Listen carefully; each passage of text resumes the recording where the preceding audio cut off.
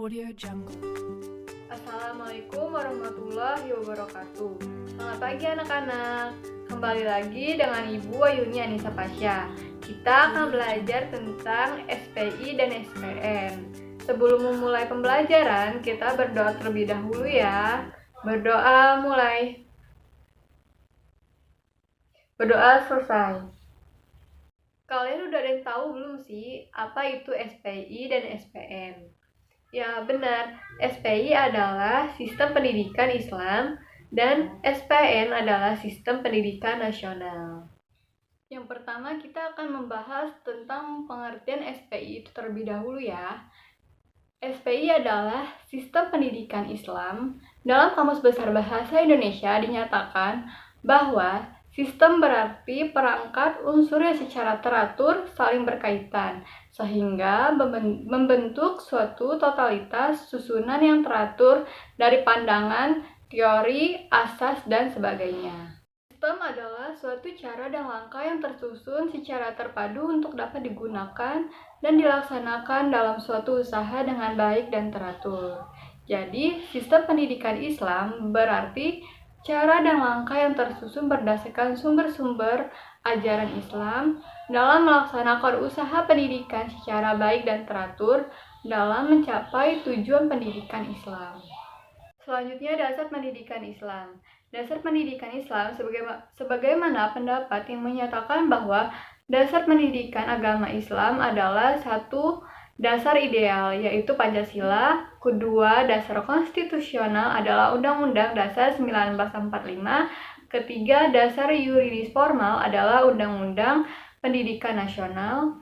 Keempat, dasar operasional adalah kurikulum pendidikan nasional yang memuat mata pelajaran agama. Jadi, dapat disimpulkan bahwa dasar pendidikan agama Islam secara yuridis formal itu adalah dasar-dasar yang berkenaan dengan negara Republik Indonesia, dan yang lebih utama bahwa pendidikan agama Islam memiliki dasar secara religius yaitu Al-Quran dan Sunnah.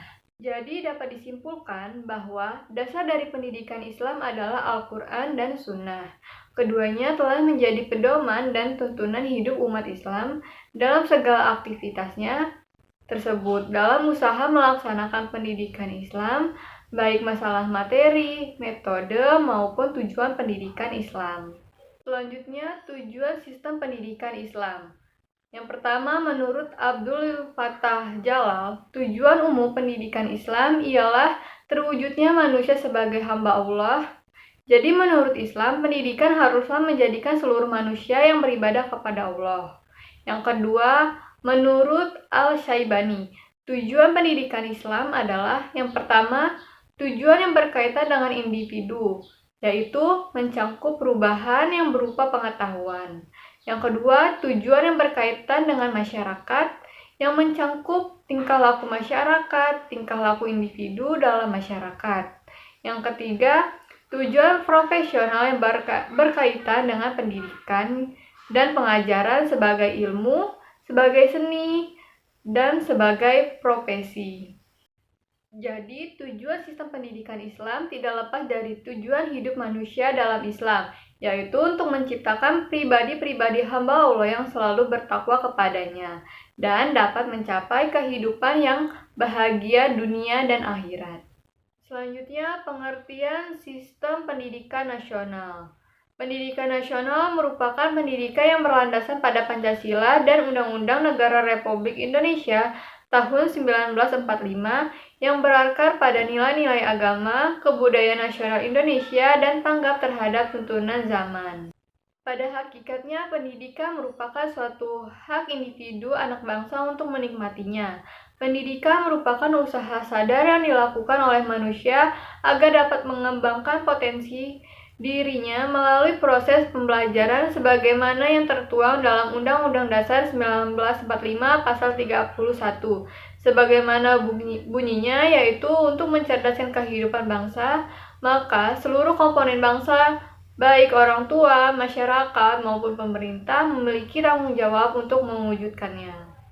Menurut Undang-Undang Nomor 20 Tahun 2003, Sistem pendidikan nasional harus mampu menjamin pemerataan kesempatan pendidikan, meningkatkan mutu serta relevansi dan efisiensi manajemen pendidikan untuk menghadapi tantangan sesuai dengan tuntunan perubahan kehidupan lokal, nasional, dan global.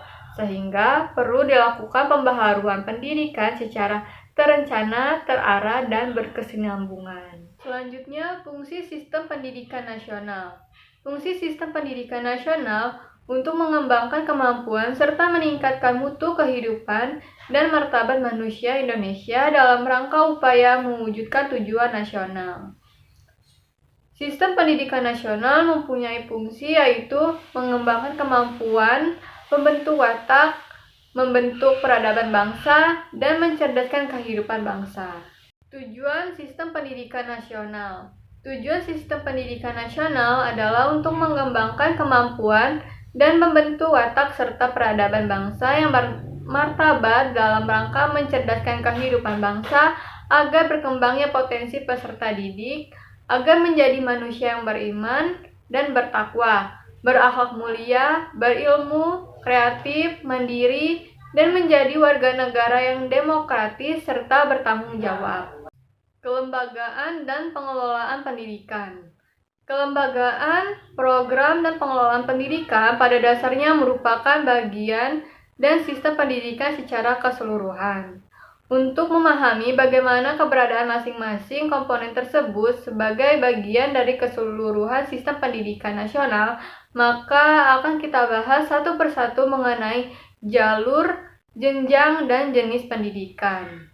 Jenjang pendidikan adalah tahapan pendidikan yang ditetapkan berdasarkan tingkat perkembangan peserta didik, tujuan yang akan dicapai, dan kemampuan yang akan dikembangkan.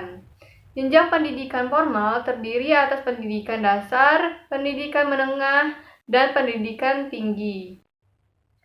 Jalur pendidikan terdiri atas 3 jalur, yaitu yang pertama jalur formal. Jalur pendidikan yang terstruktur dan berjenjang yang terdiri atas pendidikan dasar, pendidikan menengah, dan pendidikan tinggi. Yang kedua, pendidikan non-formal, yaitu jalur pendidikan di luar pendidikan formal yang dapat dilaksanakan secara terstruktur dan berjenjang. Yang ketiga, pendidikan informal, yaitu jalur pendidikan keluarga dan lingkungan. Sekian pembelajaran hari ini, Ibu cukupkan. Wassalamualaikum warahmatullahi wabarakatuh.